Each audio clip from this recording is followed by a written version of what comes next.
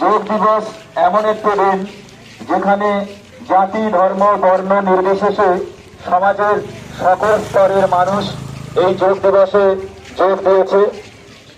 বর্তমানে আমাদের নানান শারীরিক সমস্যা রোগ মুক্তি থেকে বাঁচতে গেলে ডাক্তারদের পরামর্শ অনুযায়ী যদি আমরা প্রতিনিয়ত যোগের মধ্য দিয়েই আমাদেরকে নিয়োজিত করতে পারি তাহলে শরীরের অনেক রোগ নির্মূল হয়ে যাবে।